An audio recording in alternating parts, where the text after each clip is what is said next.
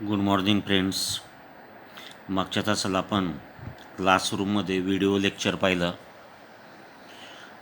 Measurement of matter या टॉपिकला, या युनिटला आपण सुरुवात केली होती. कंपाऊंड कसा तयार होतो, ॲटमची डॉल्टन थेरी काय आहे, आणि त्याच्यावरून लॉ ऑफ कॉन्स्टंट प्रपोर्शन, ज्यामध्ये constituent elements are combined in proportion. कुठलेही कंपाऊंड एलिमेंट एकत्र येताना ते एका विशिष्ट प्रमाणामध्ये एकत्र येत असतात. फॉर एक्झाम्पल आपण पाहिलं वॉटर 1:8, कार्बन डायऑक्साईड असे एक्झाम्पल पाहिले. त्याला आपण लॉ ऑफ कॉन्स्टंट प्रपोर्शन म्हणतो. त्याच्यानंतर वेगवेगळे आणखी एक्झाम्पल दिलेले आहेत. काही टॉपिक गाळण्यात आलेला म्हणून तो आपण सोडतो आहे. नेक्स्ट टॉपिक ॲटम, याची साईज काय आहे, याचं मास काय आहे. आपण पाहिलं की रुदरफोर्ड, नील्स बोर, थॉम्सन यांच्या एक्सपेरिमेंटवरून आपल्याला फायनल ॲटमचं स्ट्रक्चर लक्षात आलेलं आहे.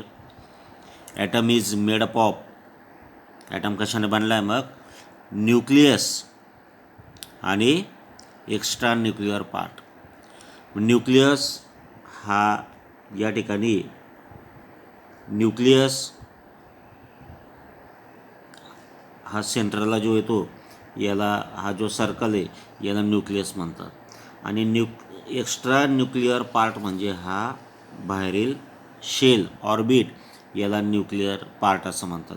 या दोन घटकांनी ॲटम बनलेला आहे. या न्यूक्लियसमध्ये असतो मग प्रोटॉन आणि न्यूट्रॉन, आणि इथं काय असतात, इलेक्ट्रॉन. हे आपल्याला माहिती आहे.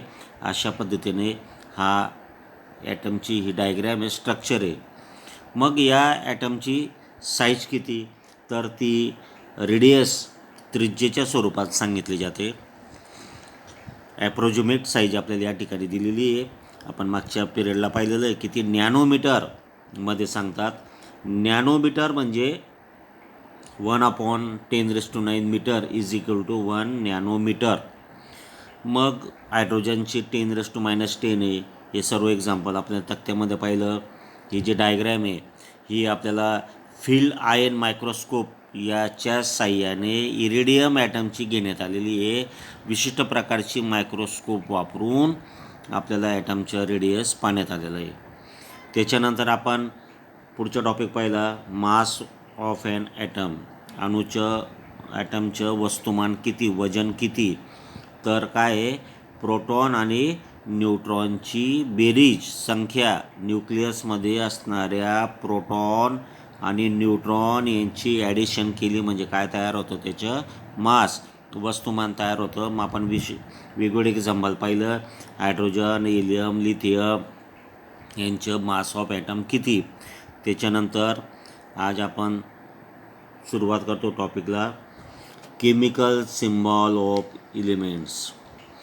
मग आता हे जे एलिमेंट आहेत, भरपूर एलिमेंट केमिस्ट्रीमध्ये आहेत. काही नॅचरली आहेत आणि काही मॅनमेड आहेत. काही लॅबमध्ये सायंटिस्टने तयार केलेले एलिमेंट आहेत आणि काही इतर निसर्गात आढळलेले सापडलेले एलिमेंट आहेत. मग आपण पाहिलं how is an element indicated in chemistry. मग आता केमिस्ट्रीमध्ये हे एलिमेंट कसे दाखवले जातात, त्यांच्यासाठी काय वापरला गेला आहे, मग सिम्बॉल वापरला गेलेला आहे. जसं बाहेर आपण दवाखान्यासाठी, हॉस्पिटलसाठी प्लस साईन वापरतात, रेड क्रॉस. शेतीविषयी असेल तर ग्रीन क्रॉस वापरतात. स्पीड ब्रेकर असेल तर तसं स्पीड ब्रेकरचे सिम्बॉल असतं.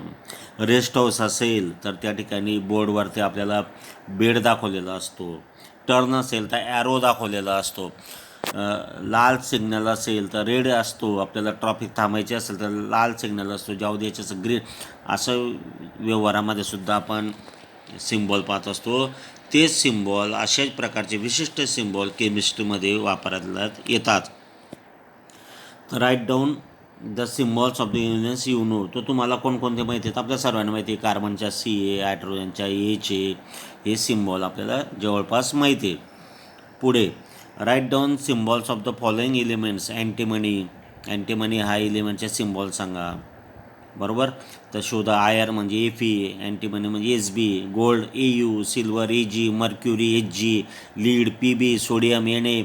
अशा पद्धतीने वेगवेगळे सिम्बॉल आपल्याला पुस्तकामध्ये किंवा आपल्याला सुद्धा अभ्यासाच्या 7वी 8वी 9वी 10वी याच्यात आपण प्रॅक्टिस करतो, त्याच्यात आपल्याला सिम्बॉल माहीत पडत असतात. मग डॉल्टन याने जेव्हा काही साईन म्हणजे चिन्ह, संकेत, सिम्बॉल देण्याचा प्रयत्न केला. पूर्वी सुरुवातीला फॉर एक्झाम्पल हायड्रोजनसाठी हा गोल राऊंड आणि त्याच्यात डॉट, तेव्हा हायड्रोजन वापरलं जात होतं. त्याच्यानंतर कॉपरसाठी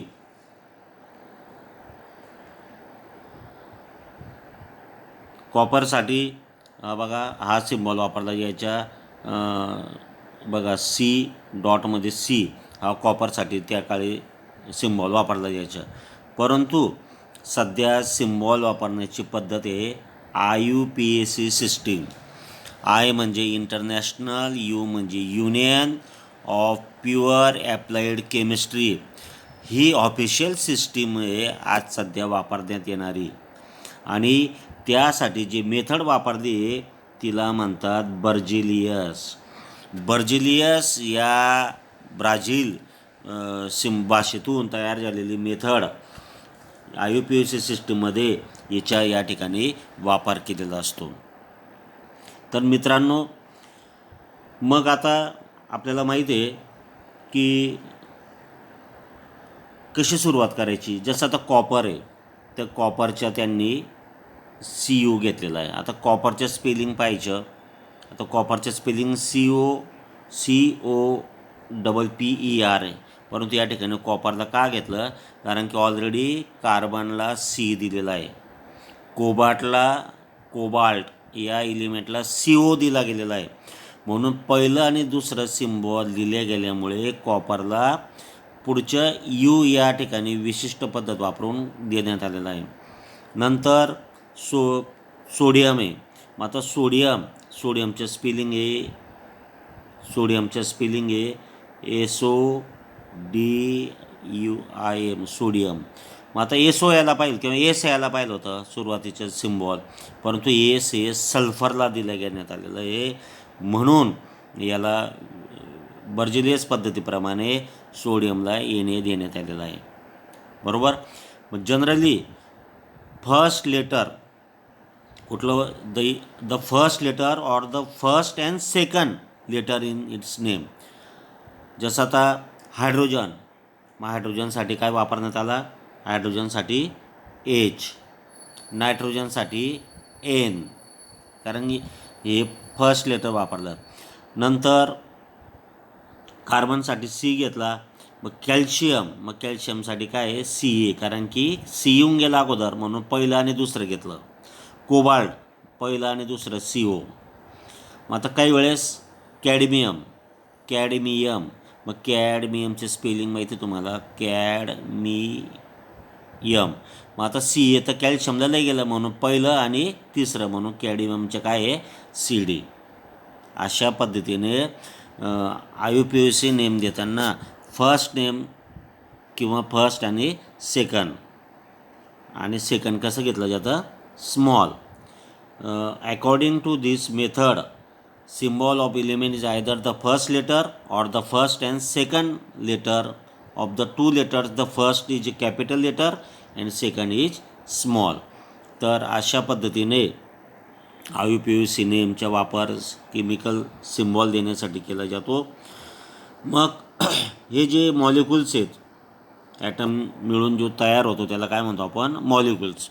1 or 2 atom are together then we is called as molecules. आपण काय म्हणू मग त्याला? मॉलिक्युल्स किंवा कंपाऊंड. मग आता सिंगल असेल तर त्याला आपण मोनोॲटॉमिक म्हणू. ज्याच्यामध्ये एकच ॲटम येतो त्यांना मोनोॲटॉमिक असं म्हणतात. आणि ते जनरली असतात नोबल गॅसेस आपल्याला माहिती आहे, helium, neon, argon, krypton, xenon यांना नोबल गॅसेस म्हणतात किंवा इनर्ट गॅसेस म्हणतात. आणि हे इनर्ट गॅसेस असतात मोनो ॲटोमिक. आणि नंतर आहे डायॲटोमिक. डायॲटोमिक म्हणजे O2 N2 म्हणजे ऑक्सिजन, नायट्रोजन, हे यांना म्हणणार डायॲटोमिक. मग तुम्ही सांगणार सर मग हायड्रोजन फक्त हायड्रोजन हा हलाईड होतो, H होतो. फक्त ऑक्सिजन ऑक्साईड होतो, म्हणून O2 N2 हा त्याचा फॉर्म्युला आहे, म्हणून त्यांना डायॲटोमिक म्हणतात. मग प्रश्न विचारला आहे, make a list of elements in the monoatomic and the diatomic molecule. मग मोनोॲटोमिकची लिस्ट काय सांगणार तुम्ही? Inert gases. आणि डायॲटोमिकची ऑक्सिजन, नायट्रोजन या पद्धतीने. तर अशा पद्धतीने आपल्याला सिम्बॉल सांगता यायला पाहिजे, फॉर्म्युला सांगता यायला पाहिजे आणि त्यांचे केमिकल नेम ते आपल्याला सांगता यायला पाहिजे. Next molecular mass and concept of mole. Molecular मासचा अर्थ आपण पाहिला number of proton and neutron. मग आपल्याला आता मॉलिक्युलर मास हे आपल्याला आता कंपाऊंडच्या काढायचे. जसं H2O, जे फॉर्म्युले ते कंपाऊंड H2A, कार्बन डायऑक्साईड आहे, असे जे फॉर्म्युले आहेत, NaCl आहे, सोडियम क्लोराईड म्हणतो आपण त्याला, मीठ आहे, हे याच्यामध्ये किती ॲटम आहेत? भरपूर आहेत. किती एलिमेंट आहेत? H2Oमध्ये हायड्रोजन 2, ऑक्सिजन 1, कार्बन डायऑक्साईडमध्ये कार्बन 1, ऑक्सिजन 2. याला काय म्हणणार आपण? मॉलिक्यूल. म्हणजेच काय? कंपाऊंड. मग आपल्याला यांच्या मास किती याच्यामध्ये काढायचे बघा. मग आता हायड्रोजनचा फॉर्म्युला काय आहे? H2O. याच्यात हायड्रोजनची संख्या किती? 1. मग किती हायड्रोजन आहेत? 2. मग हायड्रोजनचं ॲटॉमिक मास आपण मागच्या चार्टमध्ये पाहिलं. हायड्रोजनचं ॲटॉमिक मास किती आहे? 1. म्हणून 2 हायड्रोजन, म्हणून त्याचं मास किती आलं? 2 आलं. ऑक्सिजनचे ॲटॉमिक मास किती आहे? 16. कुठून काढलं? तक्त्यामध्ये आपल्याला माहिती आहे 16. 16 कसं काय आलं?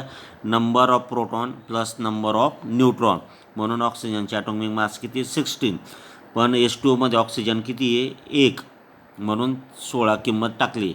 16 + 2 किती आले मग? 18. मग अशा पद्धतीने 18 हे मॉलिक्युलर मास आलं हायड्रोजनचं. मग तसं आता तुम्ही कार्बन डायऑक्साईडचं सांगा, टाका किंमत. सोपं गणित एक्झाम्पल आहे, जे आपण ब्लॅकबोर्डवर सांगू शकत नव्हतं, म्हणून आपण या स्क्रीनवर घेतो आहे. आता कार्बनचे ॲटॉमिक नंबर आहे 12 प्लस ऑक्सिजनचे किती बघा इथं? 16. किती ऑक्सिजन? इथं 2 आहेत. मग 16 × 2 म्हणजे किती आले? 32. म्हणजे काय उत्तर आलं? 44. मग अशा पद्धतीने हे झालं कार्बन डायऑक्साईडचं मॉलिक्युलर मास. अशा पद्धतीने परीक्षेमध्ये तुम्हाला कुठलंही एक्झाम्पल सोडवायला आलं तर तुम्हाला काय माहीत असलं पाहिजे? तर आपल्याला माहीत असलं पाहिजे त्याचं atomic mass of every element. प्रत्येकाचं आपल्याला ॲटॉमिक मास माहिती असलं पाहिजे, किंवा परीक्षेला विचारताना ते ऑलरेडी आपल्याला प्रत्येक ॲटमचं मास त्यांनी ब्रॅकेटमध्ये दिलेलं असेल. ते आता आपण पुढे पाहणार आहोत. बघा आता, following are atomic masses of few elements in the Dalton's and molecular formula some compounds. बघा आपल्याला दिलं आहे ॲटॉमिक मास. हायड्रोजनचं 1, ऑक्सिजनचं 16, नायट्रोजनचं 14, कार्बनचं 12, पोटॅशियम K 39, सल्फरचं किती? 32, कॅल्शियमचं 40, सोडियमचं 23, क्लोरीनचं 35.5, मॅग्नेशियमचं 24, ॲल्युमिनियमचं 27. आता आपल्याला फॉर्म्युला दिला आहे. आता समजा तुम्हाला परीक्षेला विचारलं calculate the molecular mass of NaCl. आता आपल्याला NaClचे काढायचे. मग Naचं ॲटॉमिक मास बघा आपल्याला दिलेलं किती आहे? 23. हे टाकले इथं 23 प्लस Clचे किती? 35.5. करा यांची बेरीज करा. 58.5 हे तुम्ही काढलं उत्तर मॉलिक्युलर मास. अशा पद्धतीने तुम्ही कुठलंही याचं या ठिकाणी मॉलिक्युलर मास काढू शकतात. H2O2चे काढा परीक्षेला तुम्हाला विचारलं जाईल आणि अशा पद्धतीने 2 मार्कासाठी एक्झाम्पल आहे, याच्यावरून तुम्हाला मॉलिक्युलर मास काढायचे. काही नाही, मग आता सोपं आहे. आता MgO आहे, Mgचं मास टाका, ॲटॉमिक मास. ऑक्सिजनचं टाका. आता Mgचं किती आहे, मॅग्नेशियमचं ते आपण शोधायचं. आलं लक्षात. आणि किंमत किती बघा, मॅग्नेशियमचे 24 आहे, ऑक्सिजनचे 16 आहे. 24 + 16 40. अशा पद्धतीने उत्तर आलेलं आहे. नंतर द नेक्स्ट टॉपिक परीक्षेला काही आपल्याला कॅल्क्युलेट द मॉलिक्युलर मास. आणि आपण काय पाहिलं आता, सिम्बॉल. तुम्हाला केमिकल फॉर्म्युला विचारला, सिम्बॉल विचारला, तर आपल्याला देता यायला पाहिजे मोनो ॲटॉमिक आणि डायॲटॉमिक. मोनो ॲटॉमिक मीन्स ज्याच्यामध्ये वनच इलिमेंट आहे त्याला मोनो ॲटॉमिक, ज्याच्यामध्ये 2 एलिमेंट्स आहेत त्यांना डायॲटॉमिक, ट्रायॲटॉमिक, पॉलिॲटॉमिक. अशा पद्धतीने या ठिकाणी आपल्याला उत्तर देता येतं. The next concept is that मोल. मोल म्हणजे व्हॅल्यू, किंमत. मग किती मोल बाजारामध्ये किंवा व्यवहारामध्ये, केमिस्ट्रीमध्ये, सायन्समध्ये जसं वेगवेगळे युनिट वापरले जातात, तसं मॉलिक्यूलसाठी, ॲटमसाठी, कॅल्क्युलेशनसाठी त्याची मोल म्हणजे त्याची व्हॅल्यू आपल्याला काढायची असते. आपल्याला काही ट्राय म्हणून एक्झाम्पल दिलेले आहेत, ते आपल्याला पाहिजे. सिंगल ग्रेन्स ऑफ तूर दाल. ग्रेन म्हणजे काय, दाना. एक कण तूर डाळचा एक ग्रेन घ्या, दाना घ्या. एक मसूर डाळ घ्या, त्याच्यानंतर एक चना डाळ घ्या. तिघी डाळ आहेत, पण तिघांच्या आकार, शेप, साईज अलग अलग आहे. मग प्रत्येकाचं जर तुम्ही वजन केलं तर तूर डाळचं वजन वेगळं येईल, वेट वेगळं येईल. मसूर डाळचे वेगळं येईल, चना डाळचे वेगळं येईल. त्यांचे आकार वेगळा असेल, साईज वेगळे असेल. काही टपोरे असतात, काही बारीक असतात, काही मध्यम असतात. पण प्रत्येकाचा एक एक दाणा जर मोजला तर तो वेगळा येणार आहे आणि त्याची प्रत्येकाची साईजनुसार त्याचं वेट भरणार आहे. नंबर 2. आता दुसरं एक्झाम्पल. 10 ग्रॅम ऑफ तूर डाळ. मग आता 10 ग्रॅम तूर डाळ घ्या, 10 ग्रॅम मसूर डाळ घ्या, 10 ग्रॅम चना डाळ घ्या, बरोबर. मग आता प्रत्येकाची साईज आणि आकार वेगवेगळे असल्यामध्ये तूर डाळच्या 10 ग्रॅममध्ये एखाद्या वेळेस 20 दाणे मावतील, मसूर डाळमध्ये 24 येतील, चना डाळ मोठी असेल तर 18 येतील. म्हणजे त्यांच्या साईज आकारनुसार नंबर ऑफ ग्रेन येत असतात. म्हणजे आपल्याला काय लक्षात आलं की प्रत्येकाचं 10 ग्रॅम वेट म्हटलं म्हणजे वेगळं येणार आहे.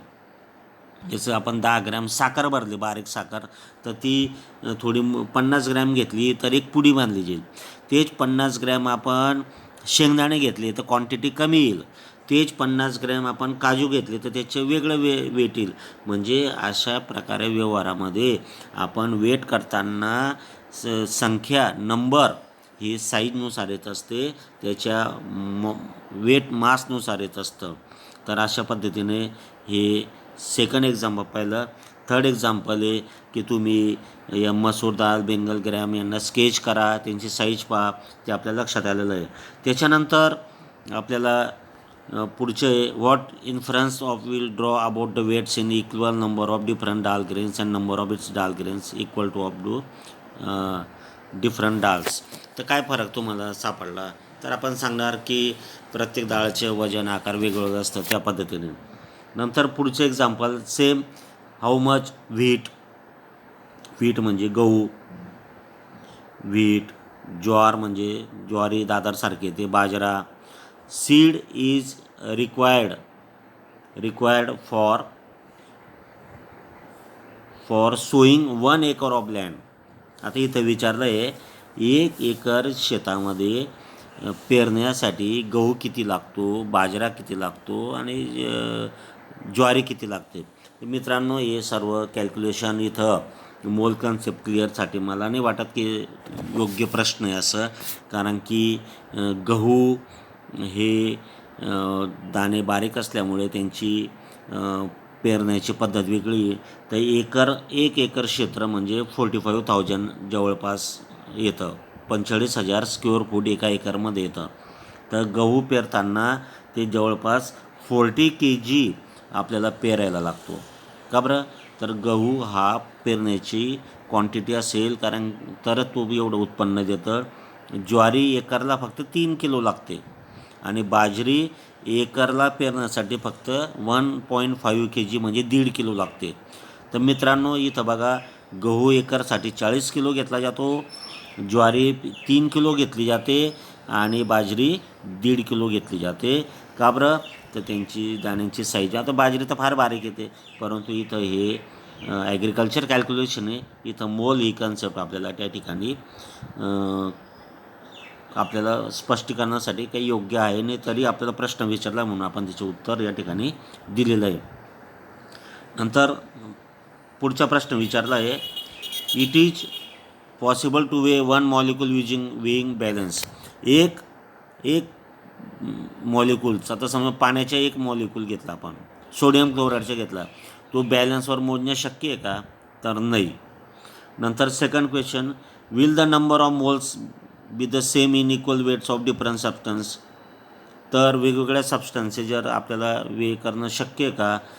तर करू शकतो, परंतु त्याच्या सांगण्यासाठी सायन्समध्ये वेगळी पद्धती ती आपल्याला पाहिजे.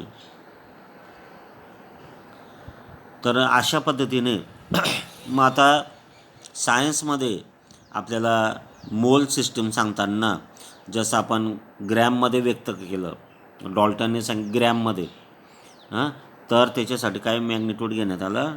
ग्रॅम. आता ऑक्सिजन आहे, ऑक्सिजनचे ॲटॉमिक मास आपल्याला किती आहे? 32 आहे, म्हणून त्याचे काय सिम्बॉल आला? 32U. Therefore 32 oxygen in mole of oxygen. Oxygen, या ऑक्सिजनमध्ये किती मोल आहे?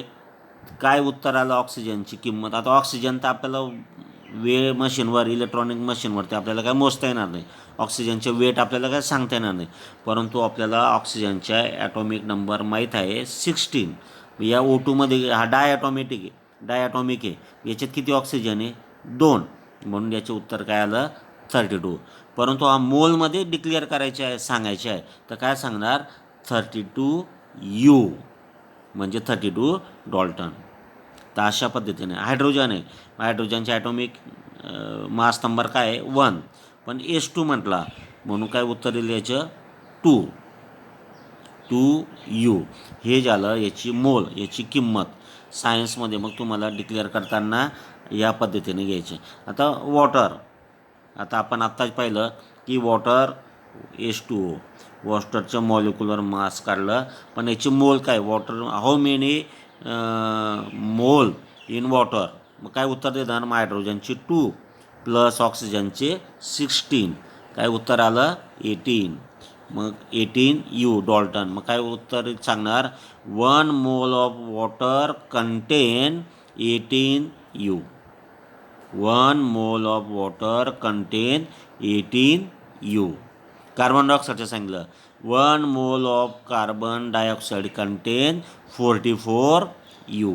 अशा पद्धतीने मॉलिक्युलर मास, ॲटॉमिक मास, जे तुम्ही उत्तर सांगणार त्याला काय लावायचे? आता फक्त U.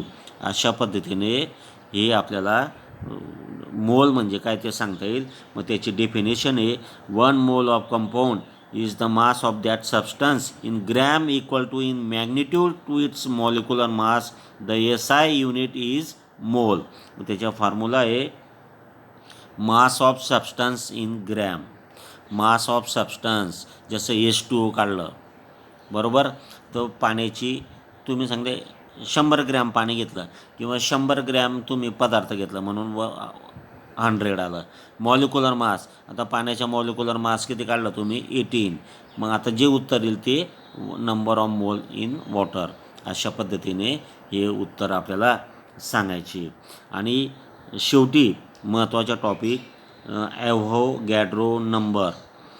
हा ॲव्होगॅड्रो नंबर हा याला एक संख्या, विशिष्ट संख्येला संख्या घेण्यात आलेली आहे, त्याला ॲव्होगॅड्रो नंबर म्हणतात. ॲव्होगॅड्रो हा सायंटिस्ट आहे आणि त्याच्या हिशोबाने त्याला एक फिगर कन्सिडर करण्यात आलेली आहे, त्याला ॲव्होगॅड्रो नंबर म्हणजे अंक असं म्हणतात. त्याचा सिम्बॉल आहे N. आणि म्हणून later scientist demonstrate experimentally the value of Avogadro number. मग या ॲव्होगॅड्रो नंबरची एक विशिष्ट संख्या घेण्यात आलेली आहे, ती म्हणजे 6.022 इंटू 10⁻23. आलं लक्षामध्ये. मग आता आपण बाजारात जातो, 1 डझन कागद घेतला तर त्याच्यामध्ये 12 आयटम येतात.